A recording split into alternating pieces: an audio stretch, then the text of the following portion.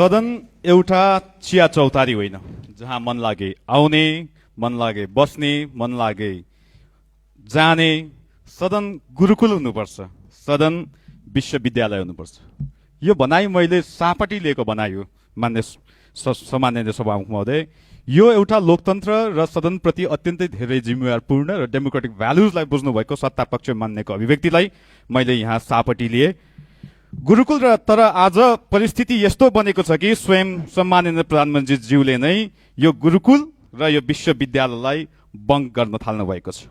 देशको कार्यकारी प्रमुखले सदन जस्तो गरिमामय संस्थालाई बेवास्ता गर्नु दुःखद मात्र होइन, संसदीय अभ्यास प्रतिको उदासीनता प्रति होइन र सम्माननीय सभामुख महोदय, अझ दुःखको कुरा सत्ता पक्षका सम्माननीय सदस्यहरू त्यसलाई सामान्य बनाउने प्रयत्न गरिराख्नु भएको छ।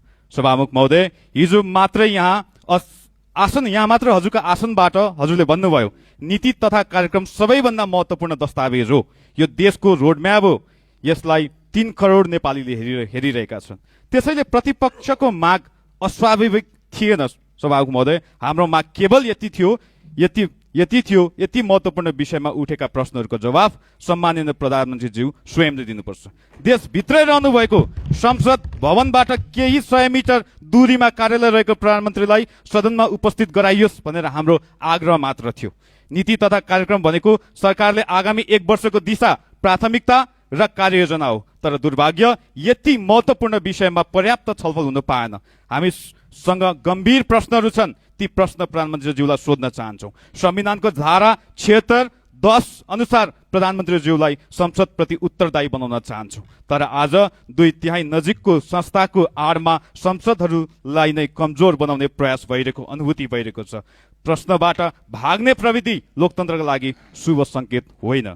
सभामुख महोदय, सदनको गरिमा जोगाउने र सरकारलाई सदनप्रति उत्तरदायी बनाउने प्रमुख जिम्मेवारी हजुरकै हो।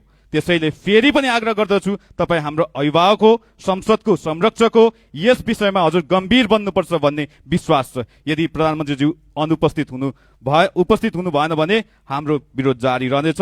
अन्त्यमा स्वर्गीय नेता प्रदीप गिरीलाई सम्झन चाहन्छु। उहाँले भन्नुभएको थियो संसदीय बहुमतको कुनै भर हुँदैन, मुख्य कुरा प्रजातान्त्रिक मूल्य र मान्यता प्रतिको प्रतिबद्धता हो। आज त्यो अभिव्यक्ति अझ बढी सान्दर्भिक बनेको छ जस्तो लागेको छ सभामुख महोदय। हजुरको विश्वास, हजुरको भरोसा, हिजोको चरणको बैठकमा हजुरले राख्नु भएको अभिव्यक्ति, हामीप्रति दिनु भएको विश्वासलाई आत्मसात गर्दै, हजुरको भरोसामाथि विश्वास गर्दै श्रद्धेय सम्माननीय प्रधानमन्त्रीज्यू जवाफ दिन आउनुहुनेछ भन्ने विश्वासका साथ मेरो भनाइ अन्त्य गर्न चाहन्छु। धन्यवाद। जय नेपाल।